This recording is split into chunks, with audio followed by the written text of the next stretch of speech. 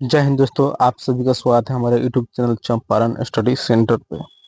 तो आप लोग देख रहे हैं प्रैक्टिस सेट 4 जो एडिटोरिया का वस्तुनिष्ठ सामान्य अध्ययन जो 5000 आया गया था। इससे पहले हम 3 प्रैक्टिस सेट करा चुके हैं। जो लोग नहीं देखे हैं, लिंक डिस्क्रिप्शन में या प्लेलिस्ट बिहार पुलिस 2026 के नाम से बना हुआ है, उसमें जाकर देख सकते हैं। यह प्रैक्टिस सेट सभी एग्जाम के लिए रामबाण साबित होने वाले हैं। तो चलिए हम प्रश्न की शुरुआत करते हैं। अगले प्रश्न देखते हैं। प्रथम प्रश्न आपसे पूछा जा रहा है, भारत में पर्यावरण संरक्षण अधिनियम कब पारित किया गया? 1986 ईस्वी। ऑप्शन नंबर सी इसका राइट आंसर हो जाएगा। अगला प्रश्न है आपका, निम्नलिखित में से कौन एक कृत्रिम परितंत्र है? बगीचा एक कृत्रिम परितंत्र है। ऑप्शन नंबर डी इसका राइट आंसर हो जाएगा। 3 नंबर प्रश्न है आपका, निम्नलिखित में से कौन सर्वाधिक ग्रीन हाउस इफेक्ट करती है? तो जल वाष्प। ऑप्शन नंबर ए इसका राइट आंसर हो जाएगा। 4 नंबर प्रश्न है आपका, भारत के मुख्य भूमि का दक्षिणतम बिंदु। देखिए, मुख्य भूमि का दक्षिणतम बिंदु पूछ रहा है तो ये हो जाएगा कन्याकुमारी। ऑप्शन नंबर बी इसका राइट आंसर होगा। 5 नंबर प्रश्न आपका, भारत में किस प्रकार का वन सर्वाधिक भाग में पाया जाता है? किस प्रकार का वन सर्वाधिक भाग में पाया जाता है? यह होता है उष्णकटिबंधीय पर्णपाती वन। ऑप्शन नंबर बी इसका राइट आंसर हो जाएगा। 6 नंबर प्रश्न आपसे पूछा जा रहा है, निम्नलिखित कथनों में कौन सही है? जो निम्नलिखित कथनों में कौन सही है उसको बताना है। हिमालय के पश्चिमी भाग की अपेक्षा पूर्वी भाग में अधिक विविधता पाई जाती है, ये सही है। हिमालय की पश्चिमी भाग की अपेक्षा पूर्वी भाग चौड़ाई में अधिक है, ये गलत बात है। ऑप्शन नंबर ए इसका राइट आंसर, केवल एक ही सही है। 7 नंबर प्रश्न है आपका, अरब सागर में गिरने वाली भारत की सबसे बड़ी प्रायद्वीपीय नदी कौन सा है? यह है नर्मदा नदी। ऑप्शन नंबर सी इसका राइट आंसर होगा। 8 नंबर प्रश्न है, चाय की खेती के लिए निम्न में से कौन सी मिट्टी सबसे उपयुक्त होती है? यह अम्लीय मिट्टी। ऑप्शन नंबर ए इसका राइट आंसर हो जाएगा। 9 नंबर प्रश्न आपका, मानसून निवर्तन होता है। मानसून निवर्तन होता है पश्चिमी तट से पूर्वी तट नहीं, उत्तर से दक्षिण, उत्तर से दक्षिण नहीं, उत्तर पूर्वी भारत से पश्चिमी तट ये भी नहीं, उत्तर पश्चिम भारत से बंगाल की खाड़ी। ऑप्शन नंबर डी इसका राइट आंसर हो जाएगा। वेनेजुएला की राजधानी कहाँ है? कराकस। ऑप्शन नंबर ए इसका राइट आंसर हो जाएगा। 11 नंबर प्रश्न आपका, निम्नलिखित में से कौन सुमेलित नहीं है? सुमेलित नहीं है तो भारत में क्या आता है? चक्रवात, ये सही है। चीन टाइफून के नाम से, तो ये भी सही है। ऑस्ट्रेलिया में विली विली, ये भी सही है। अमेरिका में बागिया। ऑप्शन नंबर डी इसका राइट आंसर हो जाएगा। 12 नंबर प्रश्न है, कोरल रीफ या प्रवाल भित्ति मुख्यतः कहाँ पाई जाती है? कर्क और मकर रेखा के बीच। ऑप्शन नंबर सी इसका राइट आंसर होगा। 13वां नंबर प्रश्न है, स्वर्ण सिंह समिति का संबंध है मूल अधिकार से? नहीं, नीति निर्देशक तत्वों से? गलत, मूल कर्तव्य से। ऑप्शन नंबर सी इसका राइट आंसर होगा। स्वर्ण सिंह समिति का संबंध जो है मूल कर्तव्य से लिया गया। 14 नंबर प्रश्न आपका, न्योचित या मानवीय कार्य दशाओं तथा मातृत्व सहायता के लिए उपबंध संविधान के किस अनुच्छेद में दिया गया? अनुच्छेद 42, आर्टिकल 42। ऑप्शन नंबर सी इसका राइट आंसर हो जाएगा। 15 नंबर प्रश्न पूछा जा रहा है, भारत के नियंत्रक एवं महालेखा परीक्षक के संबंध में निम्न कथनों पर विचार कीजिए। कह रहा है उपयुक्त कथन कौन सा गलत है? इनमें से कौन सा कथन गलत है उसके बारे में हमको जानना है। नियंत्रक और महालेखा परीक्षक, इसके कार्यकाल 6 वर्ष या 62 वर्ष जो पहले आयु तक होता है, ये गलत बात है। यह राष्ट्रपति के प्रसाद पर्यंत अपने पद पर है, ये भी गलत है। इसके वेतन एवं अन्य सेवा शर्तें राष्ट्रपति द्वारा निर्धारित होती है, ये भी गलत है। उपयुक्त सभी। ऑप्शन नंबर डी इसका राइट आंसर, उपयुक्त सभी गलत है। अगला प्रश्न आपका, राज्यों में मुख्यमंत्री समेत मंत्रियों की अधिकतम संख्या विधानसभा की कुल सदस्य संख्या के कितने प्रतिशत से अधिक नहीं होनी चाहिए? Option number C 15%। 15% से अधिक नहीं होनी चाहिए। ऑप्शन नंबर सी इसका राइट आंसर हो जाएगा। 19 नंबर प्रश्न आपका, सर्वप्रथम प्रत्यक्ष चुनाव का प्रावधान निम्नलिखित में से किस अधिनियम के द्वारा किया गया था? किस अधिनियम के द्वारा किया गया था? तो भारत शासन अधिनियम 1919 ईस्वी। ऑप्शन नंबर सी इसका राइट आंसर हो जाएगा। 20 नंबर प्रश्न है आपका, प्रधानमंत्री का राष्ट्रपति को सूचनाएं प्रदान करने के संबंधी कर्तव्यों का उल्लेख किस अनुच्छेद में? आर्टिकल 78। ऑप्शन नंबर डी इसका राइट आंसर हो जाएगा। अगला प्रश्न आपका, निम्नलिखित में से कौन सा देश प्रातः काल शांति की भूमि land of the morning calm के नाम से जाना जाता है? दक्षिण कोरिया। ऑप्शन नंबर बी इसका राइट आंसर हो जाएगा। उत्तरी कोरिया और दक्षिणी कोरिया कौन सा पैरेलल 38 डिग्री पैरेलल लाइन, ये भी ध्यान में रखिएगा आप लोग। विश्व जल संरक्षण दिवस, विश्व जल संरक्षण दिवस कब मनाता है? 22 मार्च को मनाया जाता है। ऑप्शन नंबर बी इसका राइट आंसर है, विश्व जल संरक्षण दिवस। अगला प्रश्न आपका 23 नंबर प्रश्न है, स्वदेशी और बहिष्कार आंदोलन का अनुमोदन कांग्रेस के किस अधिवेशन में किया गया था? तो बनारस अधिवेशन 1905 ईस्वी। ऑप्शन नंबर सी इसका राइट आंसर होगा।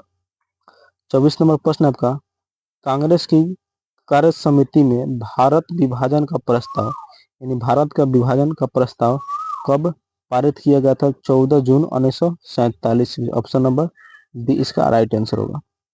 25 नंबर प्रश्न आपका, संविधान सभा की प्रथम बैठक का आयोजन किस गवर्नर जनरल के द्वारा किया गया था? तो ये हो जाएगा Lord Wavell. Option number B इसका राइट आंसर हो जाएगा। 26 नंबर प्रश्न आपका, मंगल पांडे ने प्रथम भारतीय स्वतंत्रता संग्राम की शुरुआत की, इसके उपरांत ब्रिटिश सरकार द्वारा उन्हें कब फांसी दी गई थी? 8 अप्रैल 1857 ईस्वी। ऑप्शन नंबर सी इसका राइट आंसर हो जाएगा। वहाबी आंदोलन का प्रमुख क्षेत्र नहीं रहा, तो वहाबी आंदोलन हुआ उसमें से कौन सा क्षेत्र जो प्रमुख क्षेत्र नहीं रहा? तो यह असम जो है इनका प्रमुख क्षेत्र नहीं रहा। ऑप्शन नंबर सी इसका राइट आंसर होगा। 28 नंबर प्रश्न आपका, पुस्तक एरिया ऑफ डार्कनेस, पुस्तक का नाम क्या है? Area of darkness. इसके लेखक कौन है? तो VS. Naipal. Option number A इसका राइट आंसर हो जाएगा। अगला प्रश्न आपका 29 नंबर प्रश्न है, सूची 1 और सूची 2 को सुमेलित करना है। क्या करना है? सूची 1 और सूची 2 को सुमेलित करना है। देखिए सबसे पहले पूछ रहा है सूरत की संधि। सूरत की संधि कब हुई थी? 1775 ईस्वी। सूरत की संधि कब? 1775। देखिए पूना की संधि, पूना की संधि कब हुई? ये हुई थी 1803 ईस्वी में हुई थी। पुरंदर की संधि, पुरंदर की संधि कब हुई थी? 1665 ईस्वी में हुई थी। और देवगांव की संधि कब हुई थी? 1817 ईस्वी में हुई थी। ये आपका करेक्ट आंसर हो जाएगा। 30 नंबर प्रश्न है आपका, निम्नलिखित में से किस ग्रंथ से गुप्त काल के बारे में जानकारी मिलती है? गुप्त काल के बारे में जानकारी मिलती है, तो इसका answer Mrichchhakatikam. Option number A इसका राइट आंसर हो जाएगा। 31 नंबर प्रश्न आपका, कलिंग शासक खारवेल किस धर्म का अनुयायी था? जो कलिंग का जो शासक था किस धर्म का अनुयायी था? ये जैन धर्म का अनुयायी था। ऑप्शन नंबर बी इसका राइट आंसर हो जाएगा। 32 नंबर क्वेश्चन है, भीतरी स्तंभ अभिलेख, भीतरी स्तंभ अभिलेख किस शासक संबंधित है? स्कंदगुप्त। ऑप्शन नंबर बी इसका राइट आंसर होगा।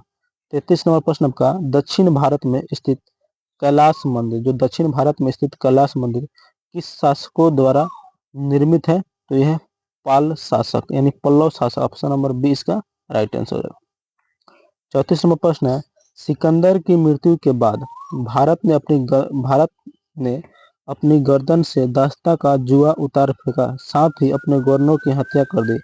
इस मुक्ति युद्ध का नायक सेंडोकोटस था। चंद्रगुप्त के विषय में यह किसने लिखा था? तो एरियन नामक लेखक ने लिखा था। ऑप्शन नंबर बी इसका राइट आंसर हो जाएगा। 35 नंबर प्रश्न है, ध्वनि का प्रभाव मानव के मस्तिष्क में संवेदन कितने समय तक रहता है? ये 1/10 सेकंड तक रहता है। कहने का मतलब हुआ आप कोई भी ध्वनि, जैसे एक लोहा ले लीजिए, ठीक है, और उस पर कस का हथौड़ा मारिए तो आपको जो कान का पदर है ना, वहाँ 1/10 सेकंड तक आपको सुनाई देता रहेगा।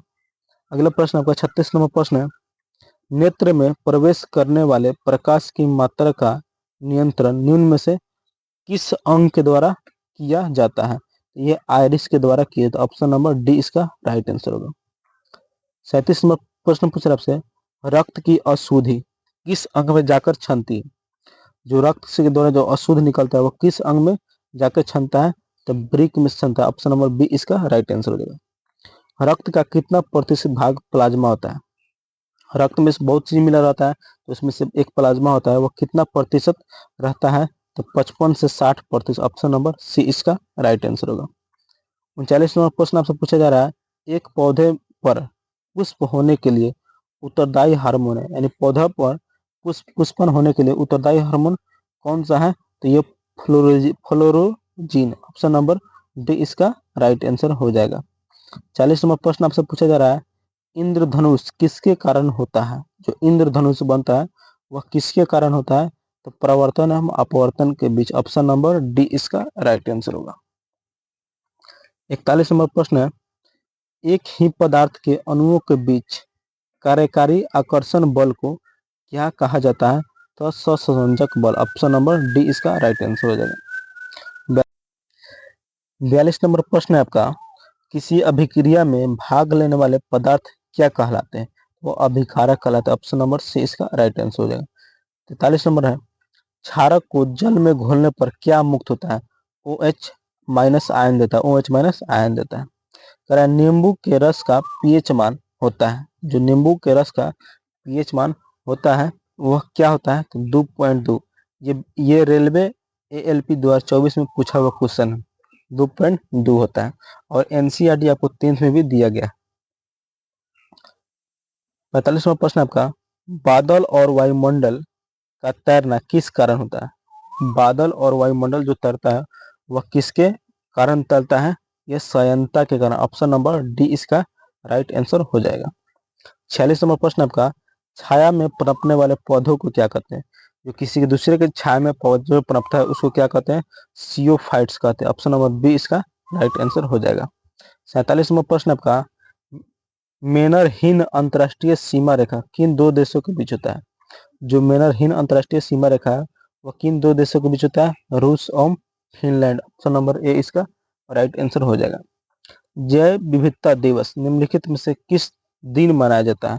जो जैव विविधता दिवस मनाया जाता है किस दिन मनाया जाता है? 22 मई को मनाया जाता है। ऑप्शन नंबर सी इसका राइट आंसर हो जाएगा, 22 मई। अगला प्रश्न आपका, राष्ट्रीय खाद्य सुरक्षा मिशन NFSM की शुरुआत किस वर्ष की गई थी? जो राष्ट्रीय खाद्य सुरक्षा मिशन की शुरुआत किस वर्ष की गई थी? 2007 ईस्वी की। ऑप्शन नंबर ए इसका राइट आंसर हो जाएगा। 50 नंबर प्रश्न है, आज का लास्ट प्रश्न है, भारत में मुद्रास्फीति के प्राकलन का सबसे प्रचलित माप, जो भारत में जो मुद्रास्फीति होती है प्राकलन का सबसे प्रचलित माप क्या है? तो वो CPI। ऑप्शन नंबर सी इसका राइट आंसर हो जाएगा। तो देखिए आज का जो 50 क्वेश्चन हुआ यहीं पे कंप्लीट होता है। अब इसके बाद में हम लोग देखते हैं नेक्स्ट जो क्या है अस्मरणीय तथ्य, उसके बारे में हम लोग देखेंगे। देखिए सबसे पहले ये था बौद्ध धर्म। बौद्ध धर्म के बारे में हम लोग पढ़ने वाले हैं। बौद्ध धर्म का संस्थापक गौतम बुद्ध को कहा जाता है। इनका जन्म 563 ईसा पूर्व लुम्बिनी, यानी लुम्बिनी कहाँ पड़ता है? नेपाल में हुआ था। इनका मृत्यु कब हुआ था? 483 ईसा पूर्व कुशीनगर उत्तर प्रदेश में इनका मृत्यु हो गया था। ठीक है। बौद्ध धर्म के बचपन का नाम सिद्धार्थ था। 6 वर्ष की कठिन तपस्या के उपरांत, यानी जब 6 वर्ष कठिन तपस्या करने के बाद इनको 35 वर्ष की आयु में फल्गु नदी किनारे ज्ञान की प्राप्ति हुई। ये बौद्ध धर्म से संबंधित फैक्ट है। तो एक बार और इसको रिपीट करते देखिए। इनका नाम, बौद्ध धर्म के संस्थापक कौन है? गौतम बुद्ध। इनका जन्म कब हुआ था? 563 ईसा पूर्व में लुम्बिनी नेपाल में हुआ था।